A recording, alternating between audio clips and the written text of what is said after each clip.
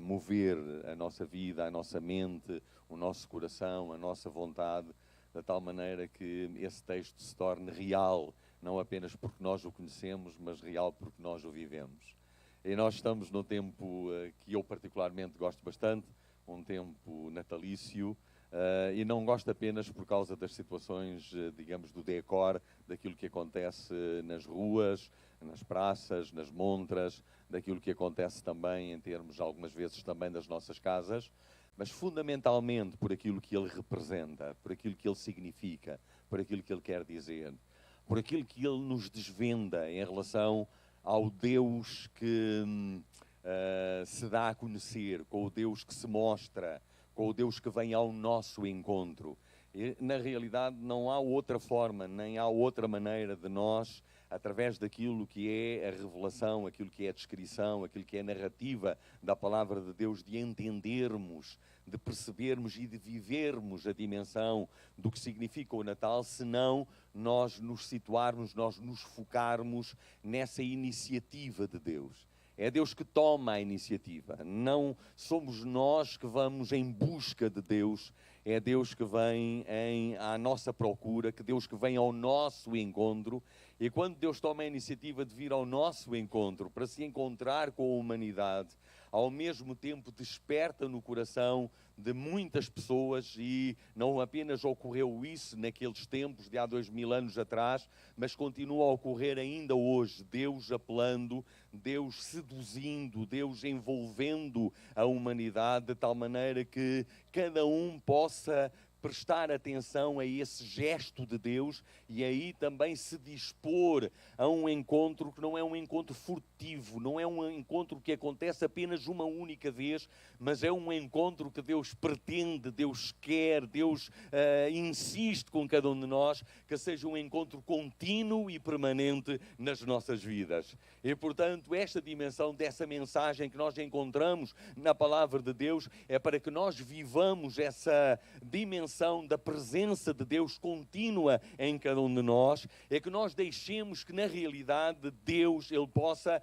realizar, e durante esta manhã, de alguma forma, em alguns momentos, muitos dos pontos que eu gostaria de alguma forma salientar, e eu espero que o possa fazer, e que acima de tudo o Espírito de Deus Ele possa ministrar nas nossas vidas, porque na verdade o Deus que nós celebramos, o Deus a quem nós adoramos, o Deus que veio ao nosso encontro, o Deus que nos visitou, que tomou a forma humana, que se fez à nossa imagem, à nossa semelhança, Ele veio com um propósito muito específico, com um propósito muito objetivo, e esse propósito poderia ser traduzido de uma forma muito popular, vamos assim dizer, de fazer uma faxina na nossa vida, ou seja, de lidar com todas as áreas da nossa vida e arrumar a nossa vida e deitar fora na nossa vida tudo aquilo que efetivamente não presta, aquilo que estraga, aquilo que corrompe, aquilo que arruína, aquilo que de alguma forma nos desgasta, aquilo que nos prejudica, aquilo que nos leva a ficarmos aquém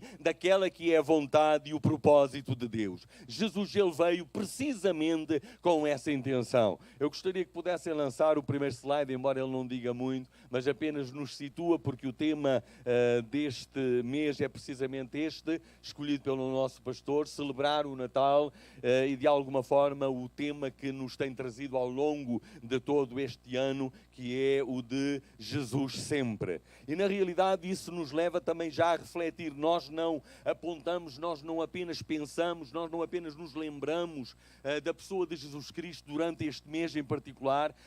Infelizmente nós vivemos até numa situação em termos sociais e culturais em que as pessoas elas falam acerca do Natal, mas efetivamente elas não estão inseridas dentro do contexto e na sua própria lembrança, na sua própria memória, naquilo que é a sua consciência, elas estão a viver longe da realidade do Natal. E aquilo que importa é que cada um de nós que que conhece a palavra de Deus viva o verdadeiro sentido e significado do Natal e que através da nossa vida, de alguma maneira, nós possamos contagiar outros para que eles possam também despertar. E esse contágio pode ser feito de muitas maneiras. Pode ser feito e é feito através da nossa própria vivência, através das nossas atitudes, através da nossa forma de viver, através das nossas formas de agir, mas também através daquilo que nós podemos dar, daquilo que nós podemos, de alguma forma, comunicar às pessoas. E felizmente Deus, Ele nos tem colocado nas nossas mãos muitas ferramentas, muitos recursos, e este ano que nós realizamos o 50º aniversário da nossa história como comunidade, como igreja local, como Assembleia de Deus Pentecostal em Benfica, foi iniciativa da parte do Ministério da Igreja, juntamente com outros que deram a sua colaboração, mas no qual todos nós nos podemos envolver. E quando nós estamos habituados, quando nós muitas das vezes é isso que fazemos, porque eu acho que essa é uma das situações particulares, bonitas do Natal, de algumas vezes, claro que algumas vezes, digamos, mas nós ouvimos aqui já, e portanto eu vou focar-me naquilo que é a parte positiva, nesta iniciativa em relação aos toxicodependentes, em relação aos sem-abrigo, de nós darmos a nossa dádiva, a nossa contribuição, mas em relação aos nossos amigos, em relação às pessoas que estão perto de nós, faz tão parte da nossa vida, um cartão de boas festas, hoje muitas das vezes,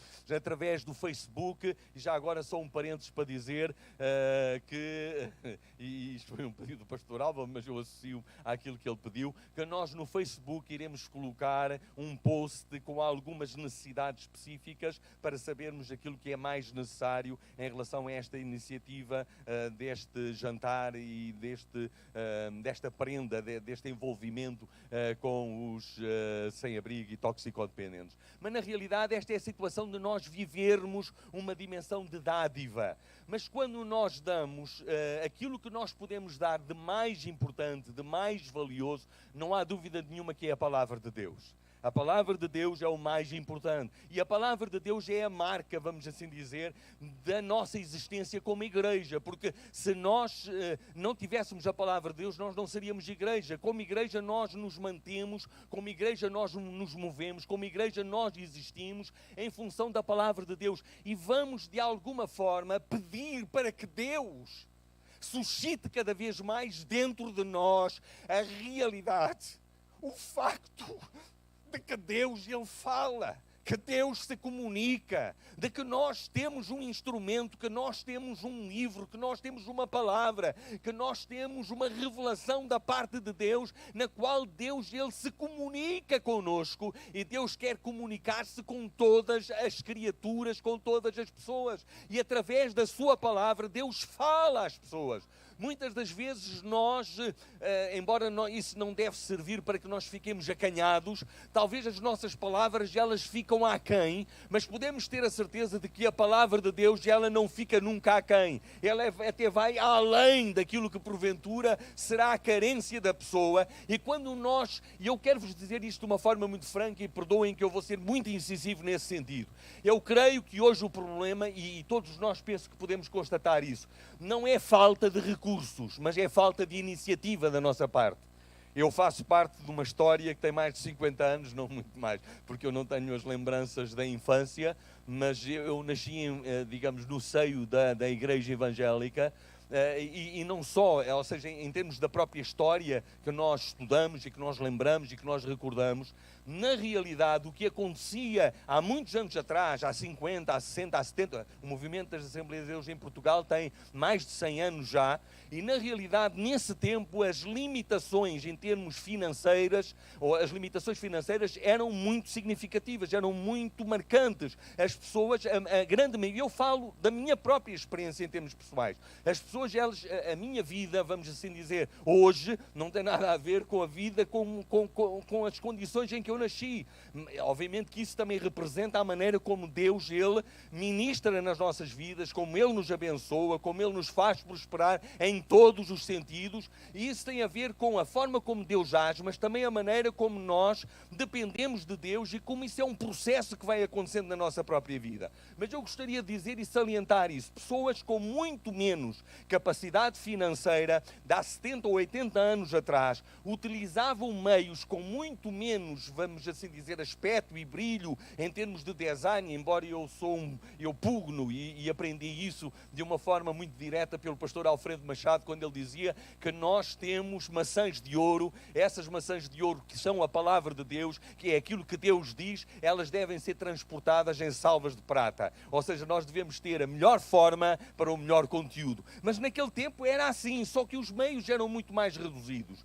Mas o facto é que as pessoas, elas tinham uma determinação de deixar a palavra de Deus onde quer que fossem. Ou seja, as pessoas iam a um consultório médico, elas deixavam lá uma revista Novas de Alegria, elas deixavam lá um folheto, e uma pessoa que viesse, meus irmãos, nós não sabemos aquilo que Deus pode fazer e aquilo que... Ou seja, mais, nós não é que não sabemos, nós devíamos saber e devíamos esperar em Deus daquilo que Deus Ele é capaz de fazer quando nós deixamos, quando nós oferecemos, quando nós entregamos, quando nós deixamos nas mãos de uma pessoa um conteúdo que tem a ver com a palavra de Deus. E nesta manhã eu queria, era só para fazer isto no fim, mas isto a ordem dos fatores é arbitrária e eu não sou uma pessoa muito disciplinada nesse sentido, mas nesta manhã, uma vez mais, eu não quero usar a expressão do apóstolo Paulo, rogo-vos, pois, irmãos, pelas misericórdias de Deus, para que, não é essa a situação, mas eu gostaria de vos dizer que nós devemos, em primeiro lugar, ter apreço por aquilo que Deus nos tem dado.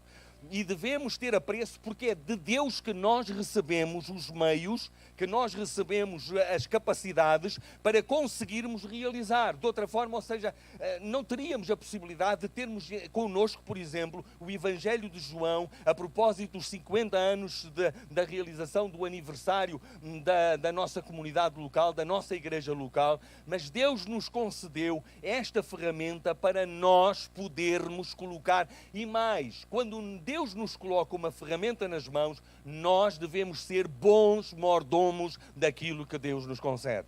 E, meus irmãos, podemos ter a certeza absoluta que a melhor oferta que nós podemos dar a quem quer que seja que nós conhecemos, e particularmente aos nossos familiares, aos nossos amigos e aos nossos colegas, é nós oferecermos a palavra de Deus. Não vamos oferecer a palavra de Deus assim num livro deste tamanho, eventualmente até porque financeiramente talvez fosse mais complicado, e também a pessoa vendo um livro deste tamanho não ficaria muito aliciado em lê-lo, mas quando nós temos o Evangelho, temos uma parte da Bíblia, temos o quarto Evangelho, temos um Evangelho que nos apresenta a identidade de Jesus Cristo, quem Jesus Cristo Ele é, façam isso. E procurem também não apenas fazer, mas orem sobre isso, para que Deus vos dirija. Eu não quero colocar isso na primeira pessoa, não quero colocar isso em relação a mim próprio, porque eu não sou o único que estou e, portanto, não gosto de fazer isso também. Mas, meus irmãos, Deus me tem dado algumas oportunidades de poder dar à pessoa, de entregar à pessoa e deixar que Deus, Ele possa agir, porque Deus muda vidas. Há vidas que são mudadas, vidas que são transformadas. O plano de Deus se realiza na vida das pessoas na medida em que elas conhecem a palavra de Deus e dão aso a que o Espírito de Deus ministre nas suas vidas. E, portanto, o meu apelo, isto é um anúncio assim um bocado estranho, ou é uma forma estranha de começar uma mensagem, mas eu gostaria de alguma forma reforçar essa situação. Não vou dizer, ia para dizer, mas não vou dizer qual é o valor, mas o valor eu vou dizer mesmo, vou dizer. São apenas 3 euros. Eu não estou a dizer aos irmãos para comprarem uma quantidade X. Mas, irmãos, pensem quantas pessoas, ou seja, quando nós pensamos em alguma situação, juntar a pessoa àquilo que nós damos, ou então não juntar a nada, dar só apenas, digamos, este opúsculo, este livro pequeno, mas que tem o Evangelho de João e tem uma série de testemunhos que valeria a pena as pessoas conhecerem e valerá a pena que as pessoas elas conheçam. Ok? Ok? Não? Sim? Ok? Tá? Mas estão assim, não estou a conseguir mesmo. Sim, claro. Eu vou ajudar. Ele tem um bocadinho de timidez a dizer estas coisas. Eu vou-vos dizer uma coisa. ele deu-me uma ideia genial. Não sei se vocês sabem, mas eu tenho estado doente. Ao estar doente, eu tenho passado por vários hospitais e várias vezes, por vários serviços. Ele estava-me a dizer isto aqui e eu... estava tão focado na minha doença que eu podia ter levado um Evangelho de João. Se eu deixasse um Evangelho de João em cada um dos sítios onde eu estive a fazer exames e mais isto não sei o que, eu já gastava para aí uns 7 ou 8. E uma Novas de Alegria. Então, olha, quem teve consultas a semana passada ou quem vai ter consultas nesta semana, fica com uma nova responsabilidade. Hein? Passar ali na livraria e levar, comprando se possível, se não hipotecando a casa e tal para... Mas a sério, faça aquilo que está ao seu alcance. E estas ideias que a gente recebe daqui não são para ser ideias giras. São para a gente escutar, receber, agarrar e depois ver a nossa vida e a paixão que nós temos por Deus a ser revigorada por isto. Ok, espero ter ajudado e não apenas interrompido. Não. E já agora eu vou acrescentar mais. Pronto. Em vez de ser só... porque eu... e agora eu vou falar, embora não seja só já hoje uma particularidade das senhoras, mas quando as senhoras se forem pôr bonitas, e normalmente algumas vezes vão ao cabeleireiro, levem e deixem lá no cabeleireiro. Olha, eu tenho histórias de algumas pessoas, inclusivamente havia uma prática, a gente pode dizer que isso era alguma ingenuidade, que era alguma situação, que as pessoas eram, que não eram, não sei, nem vou caracterizar, mas de facto a paixão era tão grande, que as pessoas levavam Novas de Alegria nos transportes públicos e intencionalmente esqueciam-se do Novas de Alegria no autocarro. Esqueciam-se lá. Esqueciam-se intencionalmente para que alguém viesse a seguir e muitas das vezes nós não... É um facto, e o texto que nós vamos hoje ler mostra-nos isso. Nós não controlamos tudo. Nós não conhecemos tudo. Nós não sabemos tudo. Mas temos um Deus que sabe tudo a respeito de tudo. E Deus usa. E meus irmãos, a melhor coisa que nós vamos levar desta terra, a melhor coisa, são vidas abençoadas e libertas pelo poder de Deus, na esperança que Jesus Cristo nos trouxe para uma realidade de uma vida que vale a pena ser vivida. E meus irmãos, esse é o nosso privilégio. É aquilo que Deus nos concede para nós podermos de alguma forma realizar e aproveitar. Porque, meus irmãos, se há um tempo que de alguma forma as pessoas, elas estão algumas vezes, ou estão muitas das vezes receptivas, é no tempo que nós estamos a viver. E por 3 euros nós podemos tocar uma vida com a palavra de Deus e deixar-lhe aquilo que é mais precioso, ok? E depois, se não ouvirmos aqui, vamos ouvir no céu narrativas acerca disso, ok? Eu gostaria de ler com os irmãos a este respeito, ainda mantendo este slide, gostaria de ler com os irmãos um texto que nós encontramos no Evangelho de Mateus. Eu fiquei dividido porque eu não sei como é que alguns vão reagir, porque eu vou mesmo fazer isso. Embora não vou focar aí, que um dos aspectos que eu considero que é importante, e já agora vou dizer aos irmãos que já realizei o meu sonho. Ou seja, recentemente no Instituto Bíblico deram uma oportunidade para falar no tempo de capela e eu li Efésios do capítulo 1 até o capítulo 6. Já consegui. Li capítulo 1 até ao capítulo 6 e no fim fiz um esboço e acabou. Portanto, um dia pode ser que também eu faça aqui. Mas o contexto é muito importante quando nós lemos, digamos, um texto. E por outro lado, também é importante que as pessoas elas saibam como é, mesmo até as nossas visitas, as pessoas que estão connosco, é importante que elas conheçam o que é a palavra de Deus, efetivamente. O que é que o texto diz. Nós selecionamos, obviamente, muitas vezes não por um critério pessoal, da forma como Deus ele nos dirige, mas essa seleção faz parte de um todo. Eu não vou ler o Evangelho de Mateus todo, ok? Podem ficar tranquilos.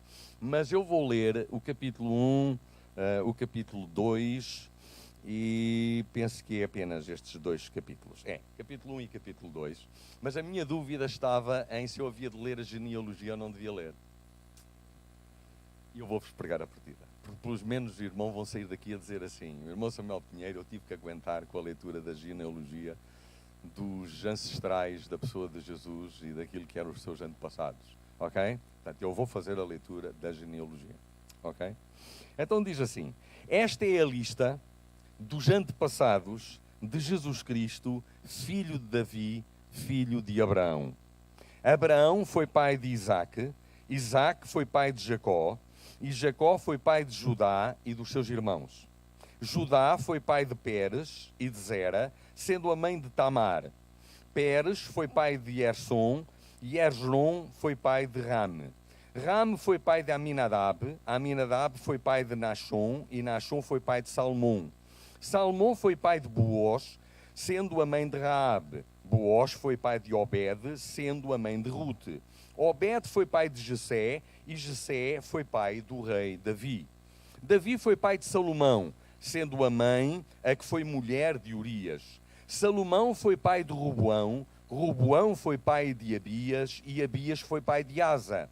Asa foi pai de Josafá, Josafá foi pai de Jurão, e Jurão foi pai de Uzias. Uzias foi pai de Jotã, Jotã foi pai de Acás, e Acás foi pai de Ezequias. Ezequias foi pai de Manassés, Manassés foi pai de Amon, e Amon foi pai de Josias.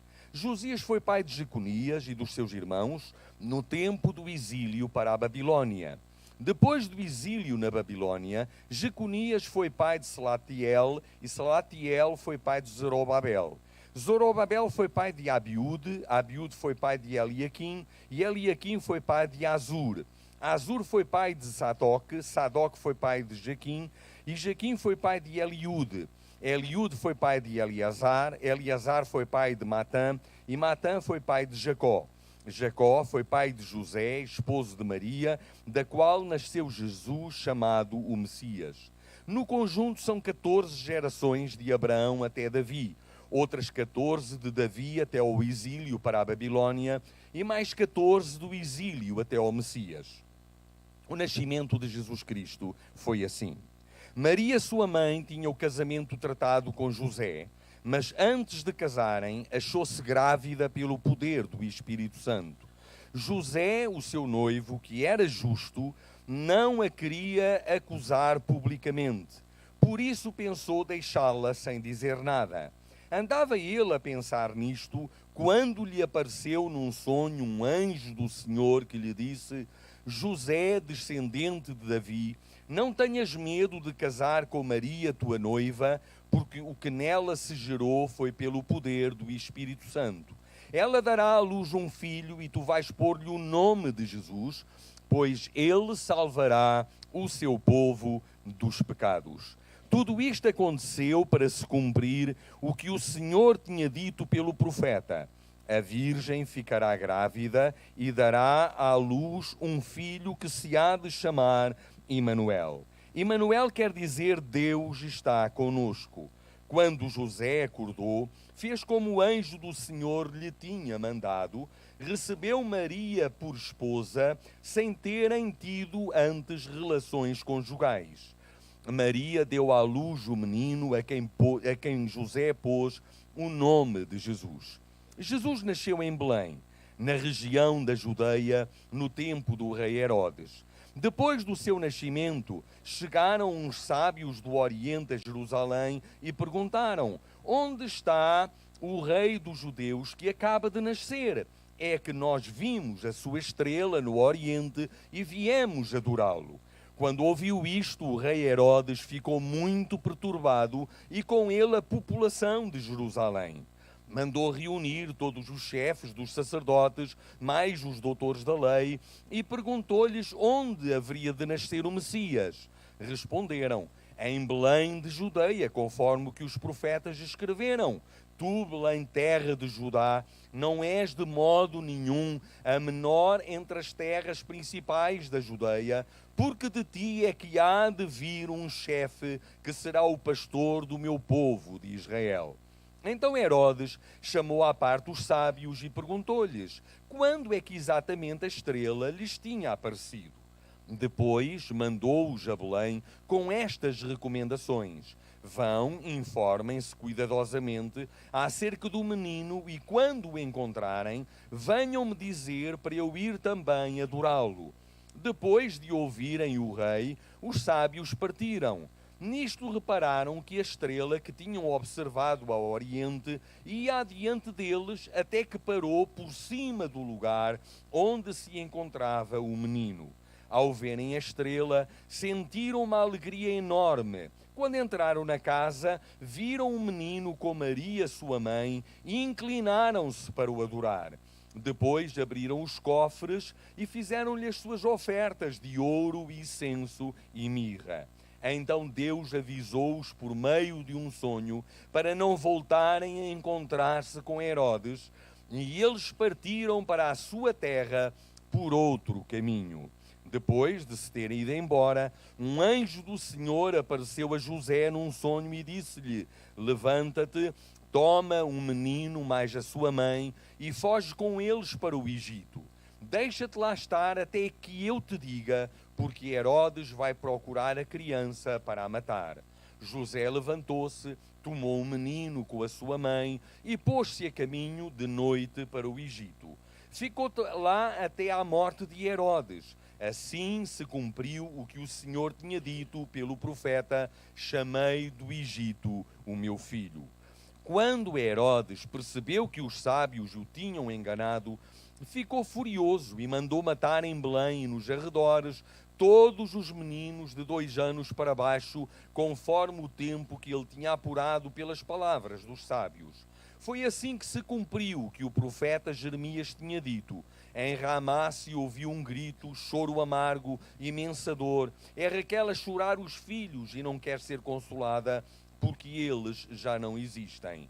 Depois da morte de Herodes, um anjo do Senhor apareceu em sonhos a José no Egito e disse-lhe: levanta-te, toma o menino e a sua mãe e volta para a terra de Israel, porque já morreram aqueles que procuravam tirar a vida ao menino.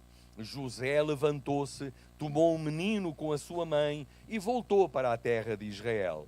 Mas quando soube que Arquelau reinava na Judeia em lugar de seu pai Herodes, teve medo de ir para lá.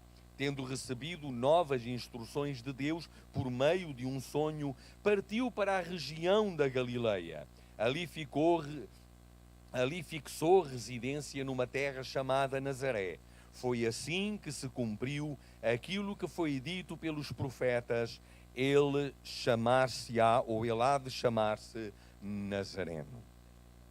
Ok, é uma leitura bonita, agradável. Não há nada como nós lermos aquilo que a palavra de Deus nos diz a respeito de uma celebração que durante este tempo, por razões de ordem cultural, nós assumimos. E é porventura até possível que algumas pessoas entre nós já tenham assistido, já tenham lido, já tenham ouvido de algumas polémicas que algumas vezes se levantam em função da data porventura não corresponder, e tudo indica que efetivamente não corresponde, e é esta situação da Igreja, como já disse o pastor Álvaro nesta manhã, de que a Igreja de alguma forma usou uma festa pagã para fazê-la substituir por uma festa que traduzia a realidade daquilo que a palavra de Deus nos diz e superava aquilo, e obviamente estaria muitas das vezes até em sentido oposto àquelas festas que se realizavam dentro de povos pagãos e que tinham a ver com outras situações que de alguma forma não correspondiam à realidade, algumas delas muitas das vezes até com aquilo que depois era instituído. E essa dimensão tem algo muito importante na nossa própria vida e até através da história, e eu particularmente gosto, porque é a noção da redenção da cultura. Ou seja, nós somos chamados para mudar os contextos e as realidades culturais, não apenas para combater, não apenas para nos opor, porque a melhor forma de nós agirmos não é uma atitude de reação em relação a uma determinada situação, mas é substituirmos aquilo que existe de velho e que tem a ver com uma estratégia de mentira, de degradação, de destruição, de aprisionamento, de bloquear a mentalidade, de impedir que as pessoas elas vejam aquela que é a intenção e o propósito de Deus, e fazer substituir isso por uma outra realidade que tem a ver com a redenção que Jesus Jesus Cristo, Ele realizou, e Ele apenas não nos redimiu, Ele não apenas nos redimiu daquilo que tem a ver com as nossas, vamos dizer, com os nossos valores, com a nossa identidade, mas Ele também nos redimiu para que aquilo que são tradições que nos aprisionam e que nos condicionam, nós as possamos mudar em outras realidades e naqueles dias nós possamos ter outras celebrações para que aí nós possamos de alguma forma dar testemunho acerca daquilo que Deus faz. E é por isso que há muita sabedoria, há muito entendimento na forma como a igreja ela agiu e como a igreja continua a agir em muitos locais. Em vez de celebrar determinadas situações, eu vou apenas aqui referir a situação do Halloween, que tem a ver com influências, com situações de tentar de alguma forma incutir realidades que têm a ver com a operação da dimensão do sobrenatural maligno por aquilo que é algo que seja totalmente diferente, que é nós celebrarmos a grandeza, o poder de Deus, a manifestação de Deus, aquilo que Deus Ele continua a realizar na história, e isso é determinante para a nossa vida e para a nossa cultura. Fomos chamados por Deus na redenção da nossa própria existência, da nossa própria vida, mas também para agirmos como agentes redentores daquilo que acontece à nossa volta, e as coisas mudam quando nós agimos de acordo com a palavra de Deus em função de uma nova realidade. Eu não vou ter tempo para falar tudo aquilo que este tema nos abrange, e eu gostaria de ir logo muito direto para a situação que é o foco essencial, embora eu depois tenha algumas outras coisas que eu acho muito interessantes, eu gosto muito e eu aprecio muito da palavra de Deus, mas de facto o foco neste texto, acima de tudo, é esta declaração que nós encontramos daquilo que o anjo revelou a José e daquilo que ele lhe disse em relação à sua atitude, embora, mas não vou ceder a essa situação. Aquilo que ele disse daquilo que ele deveria, ou qual o nome que ele deveria dar àquela criança da qual Maria estava grávida pela ação do Espírito de Deus, e ele diz que lhe chamarás o nome de Jesus, pois ele salvará o seu povo dos seus pecados. E meus irmãos, nesta manhã, o meu repto, o meu desafio, que não é meu propriamente, mas eu creio que é algo, eu tenho a certeza absoluta, porque é isto que a palavra de Deus nos diz nesta manhã. Hoje é o dia de nós banirmos o pecado e o resquício do pecado das nossas vidas. Aquilo que tem que ser o foco essencial da nossa vida não são as coisas acessórias que podem ser importantes, como é nós termos mais isto, mais aquilo, ou termos mais esta experiência ou outra experiência. Aquilo que Deus quer é que neste ano nós celebremos o Natal podendo dizer: Deus, Tu perdoaste o meu pecado e já não há pecado na minha vida, porque em Jesus Cristo o pecado, Ele foi banido da minha vida. Não há verdadeira celebração do Natal. E, meus irmãos, eu não vou fazer aqui um cardápio, não vou fazer aqui um inventário de pecados, dizendo que é este, que é aquele, que é o outro, que é esta, porque eu estaria aqui, de alguma forma, a limitar apenas já aquela situação de uma inventariação. Cada um de nós, diante de Deus, nesta manhã, sabe aquilo que na nossa vida não está correto, não está segundo o padrão de Deus, que está em desobediência àquilo que Deus diz. E o chamado de Deus para nós, nesta manhã, na celebração do Natal, é dizer: coloca um ponto final em tudo isso. E esse ponto final é colocado em função da ação de Deus na nossa vida.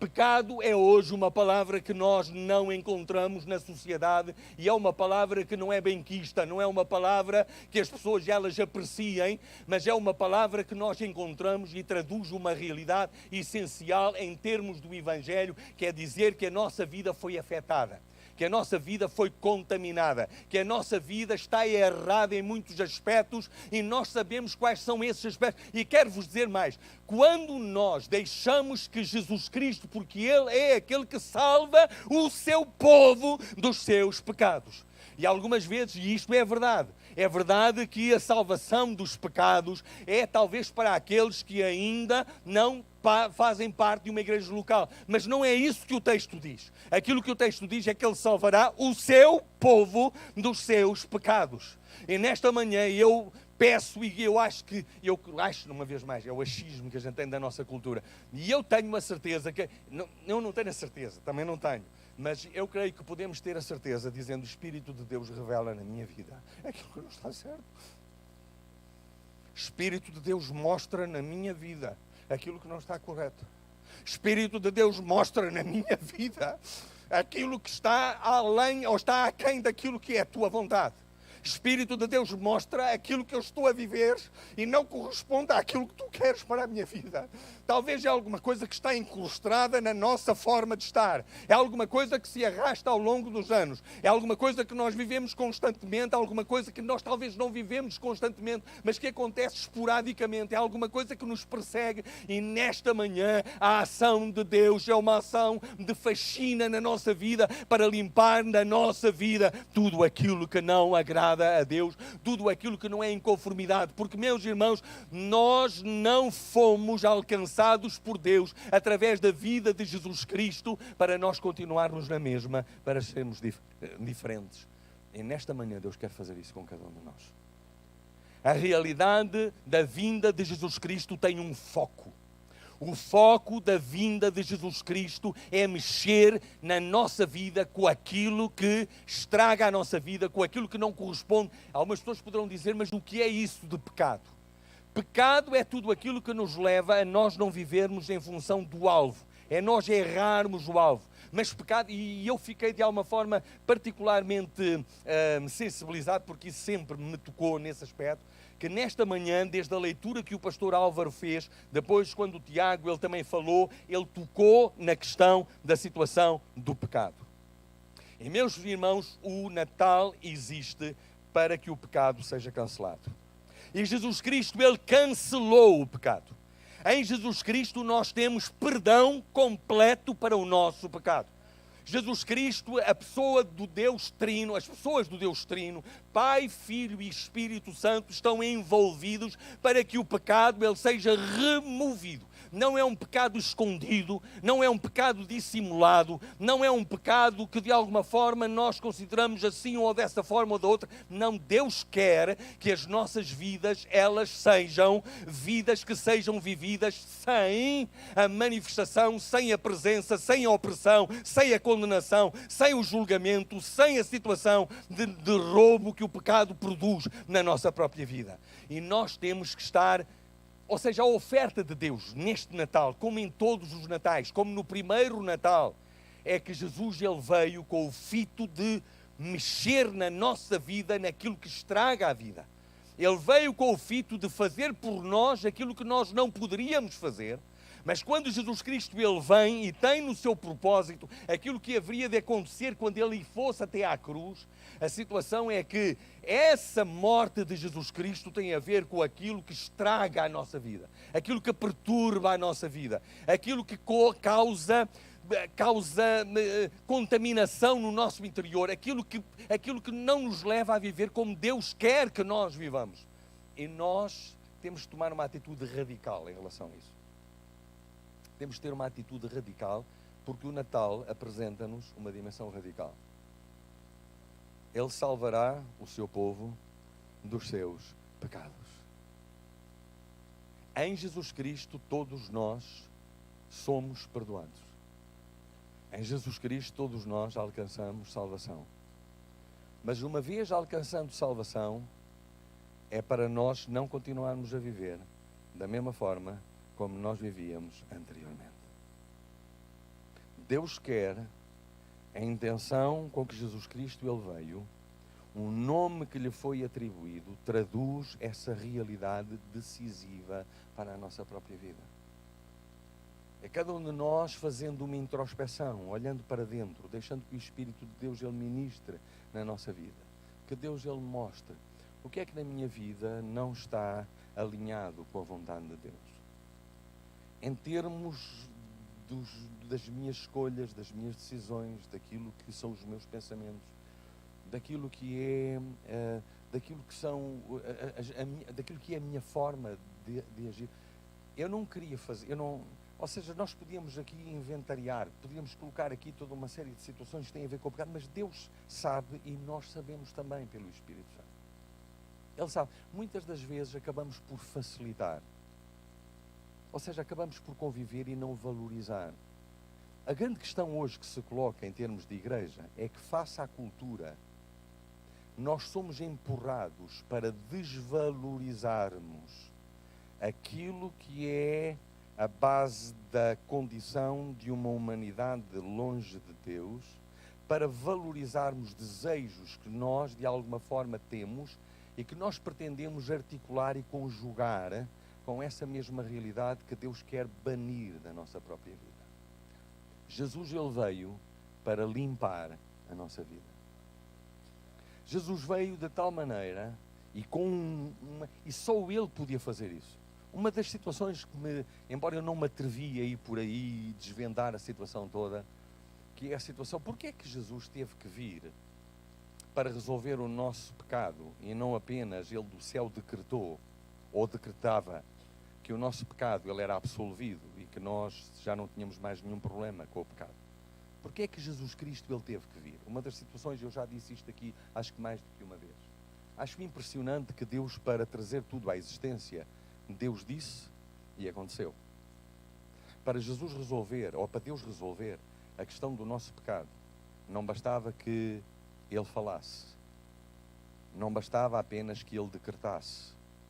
Era necessário que Ele viesse, que Ele entrasse na nossa condição humana, que Ele vestisse a nossa condição, que Ele assumisse a nossa humanidade, menos no pecado.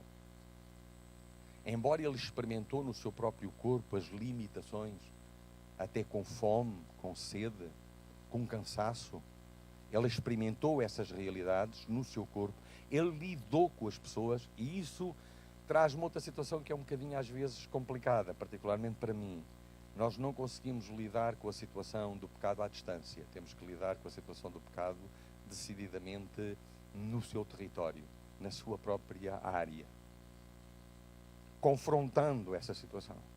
Da mesma forma como quem vai para a rua e está a lidar com as pessoas que estão prisioneiras das dependências, não o pode fazer por correspondência, não o faz à distância. Mas falo presencialmente, é lá, junto. E essa é a dimensão da nossa própria encarnação. E Deus nos coloca nas várias circunstâncias, situações e nos vários locais para nós lidarmos com essa situação. Mas antes de tudo mais, quando Deus ele tem esse propósito e Jesus Cristo ele vem, porque era imprescindível que ele viesse, porque isso fazia parte da determinação divina, não havia outra forma. E meus irmãos, muitas vezes, e eu volto novamente ao mesmo ponto, algumas vezes, e eu vou falar por mim próprio também, quando eu estou a falar para os irmãos, eu estou a falar para mim próprio. Deus está-me a chamar, a mim mesmo, para examinar a minha vida. E para ver na minha vida aquilo que precisa de ser acertado. Que algumas vezes nós tendemos a facilitar a situação. Meus irmãos, eu lembro aquele texto em que Jesus Cristo, ele estava aqui na terra e uma série de amigos trouxeram um paralítico. E eles deixaram o paralítico descer, já que não podia entrar por nenhuma outra parte, abriram um buraco no teto e fizeram baixar o paralítico. E Jesus Cristo, ele sabia o que é que eles pretendiam. E Jesus Cristo olhou para aquele homem e disse: olha, perdoados são os teus pecados. Meus irmãos, muitas das vezes aquilo que nós, precisamos retomar a dimensão de que o pecado é o assunto prioritário na agenda de Deus. E uma vez resolvida a questão do pecado, é muito possível que muitas das consequências do pecado, elas vão com o próprio pecado. Elas vão com o próprio pecado. Quando nós decidimos, Deus, com a tua ajuda, com a tua força, com o teu poder, com a tua graça, com aquilo que tu me concedes, eu não vou sozinho, eu vou acompanhado por ti. Jesus Cristo, ele veio para me salvar dos meus pecados. E eu me comprometo contigo. E nesta manhã, em Jesus, eu me coloco diante de ti, porque eu não quero viver este Natal da mesma forma. Eu quero viver este Natal de uma forma diferente. Eu quero viver este Natal sem pactuar com aquilo que te trouxe. Irmãos, se nós queremos efetivamente valorizar a vinda de Jesus, se nós queremos de facto prestar e dar o real valor, se queremos efetivamente pronunciar-nos em gratidão diante de Deus por esse gesto, que é um gesto que ultrapassa o nosso pensamento, que ultrapassa a nossa maneira de pensar. Humanamente eu não consigo compreender. É talvez uma das situações do Evangelho que mais me empolga, que é o Deus Criador dos céus e da terra. Ele entrou na nossa história, mas Ele entrou na nossa história para mudar a história. Mas não é para mudar a história dos outros, é para mudar a minha história. E muitas das vezes isso não significa que é apenas mudar a história em relação àqueles que ainda não fizeram uma decisão. É para mudar a história de mim que eu preciso manter-me na decisão de dizer: Deus, eu sei que Tu me perdoaste, já nenhuma condenação há para mim, mas eu sei que o salário do pecado é a morte e há na minha vida ainda situações que precisam de ser corrigidas e eu quero que Tu, nesta manhã, corrijas a minha vida. E eu quero assumir, eu quero dizer: Deus, faz isto em mim. Começa por mim, limpa a minha vida.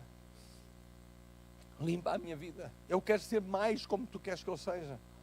Mas, irmãos, algumas vezes nós temos a tendência para termos um catálogo e temos pecados muito grandes e pecados muito pequenos. É muito fácil. Normalmente os pecados dos outros são sempre maiores do que os nossos. Ok? E temos sempre a tendência, como Jesus ele ensinou, de que, olha, aquele que está a procurar tirar o argueiro do olho do irmão, deixa primeiro ou trata tu da trave que está no teu olho e depois trata. E quantas situações, à medida que nós nos confrontamos com o Evangelho, nós não podemos... Porque, meus irmãos, para Deus não há um pecado grande e um pecado pequeno. Há pecado. Há pecado. E nós precisamos de deixar que Deus, na nossa vida, Ele ministre naquilo que é essencial. Deus, nesta manhã, mais importante do que antes eu pedir isto ou pedir aquilo para este Natal, é dizer: Deus, eu estou aqui para que Tu me limpes. Eu estou aqui para que Tu me toques. Eu quero celebrar este Natal puro. Talvez os irmãos podem dizer: mas isso é uma utopia ou isso é um idealismo. Não é idealismo. Porque nós estamos sujeitos, de alguma forma, a sermos reincidentes. Mas a situação de sermos reincidentes não quer dizer que nós, numa determinada altura, não possamos dizer: Deus, todas essas reincidências eu quero colocá-las, limpá-las na minha vida. Eu quero que elas acabem na minha vida. Não quer dizer, a gente não somos donos do futuro, não sabemos o que é, mas não é isso que importa. Importa nós celebrarmos este Natal diante de Deus com uma atitude fundamental de gratidão, dizer em relação a Deus com consciência: Ele salvou-me, eu estou salvo. Ele lidou com o meu pecado. Ele trabalhou comigo. Eu confessei diante de Deus o meu pecado. E nesta manhã, vamos lidar com o Natal, com a realidade da vinda de Jesus, com esta atitude de confissão diante de Deus. Deus, eu confesso na minha vida isto. Isto é alguma coisa que eu não posso provocar a ninguém. É alguma coisa que só o Espírito de Deus pode ministrar individualmente a cada um de nós. É a realidade de Deus. Deus. Meus irmãos, muito. Eu não sei como fazer isto de outra forma. Para nós sermos a igreja que Deus quer que nós sejamos, cada um de nós, individualmente, tem que dizer: Deus, o que é em mim não está bem? Deus, eu preciso de perdão na minha vida. Meus irmãos, se nós queremos uma igreja melhor, se nós queremos uma igreja mais igreja, se queremos uma igreja mais agente de Deus, nós precisamos de uma igreja mais pura. Meus irmãos, se nós queremos ter uma família, que seja uma família como Deus quer, nós precisamos de lidar. Essa tem que ser a nossa prioridade. Tem que ser aquilo que nós buscamos da parte de Deus. Que Deus se limpe em todo o nosso ser, para nós celebrarmos, para nós festejarmos, para nós exultarmos na presença de Deus com essa ação de Deus na nossa vida, de tal maneira que nós tenhamos... Eu não estou a dizer que nós, que quando nós somos salvos, que nós não recebemos um perdão que é abrangente na nossa vida, mas quantas vezes nós acabamos por claudicar e habituar-nos e convivermos e priorizarmos até outras situações que precisamos de colocar no seu devido lugar, colocando antes de tudo mais aquilo que tem a ver com o propósito de Deus, com a ação de Deus, com aquilo que trouxe a Jesus.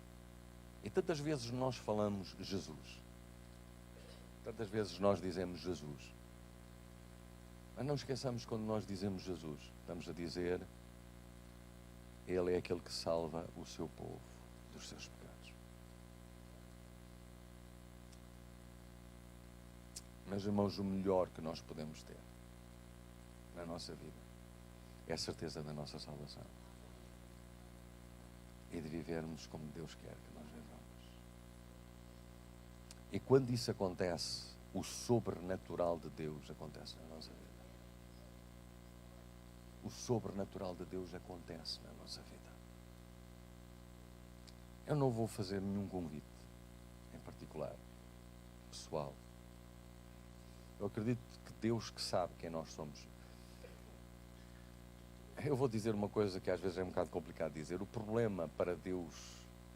Como é que eu ia dizer isto? Quero dizer isto desta forma. Deus já resolveu o problema do pecado. Agora precisamos ser nós a assumir essa resolução que Ele já concretizou. Somos nós, porque Ele já resolveu.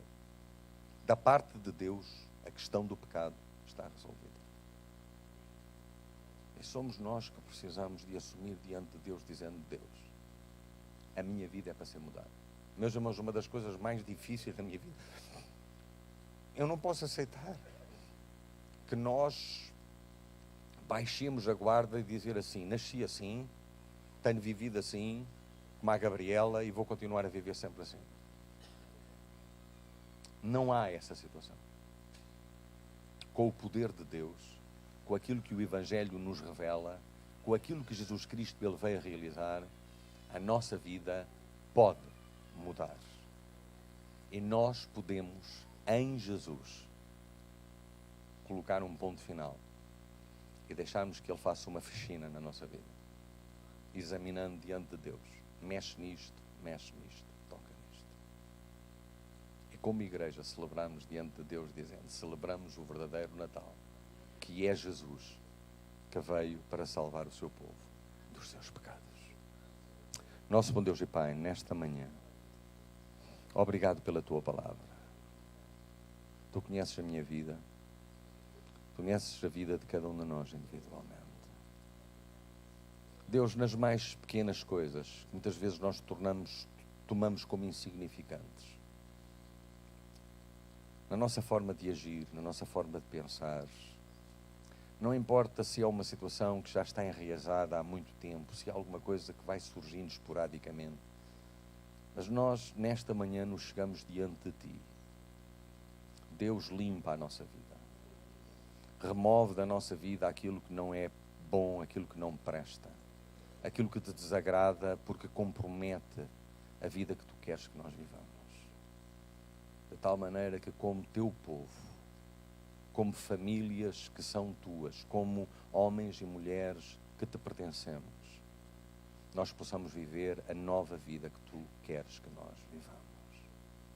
E nesta manhã, se temos entre nós alguém que ainda não fez essa decisão uma vez, mas que nesta manhã faça no seu coração a decisão de dizer: Deus, limpa o meu pecado, muda a minha vida, e dessa forma possa celebrar o Natal como Tu queres que nós celebremos, com Jesus como Senhor e Salvador, aquele que nos perdoa de todos os nossos pecados e nos faz viver em novidade de vida. Em nome de Jesus. Amém.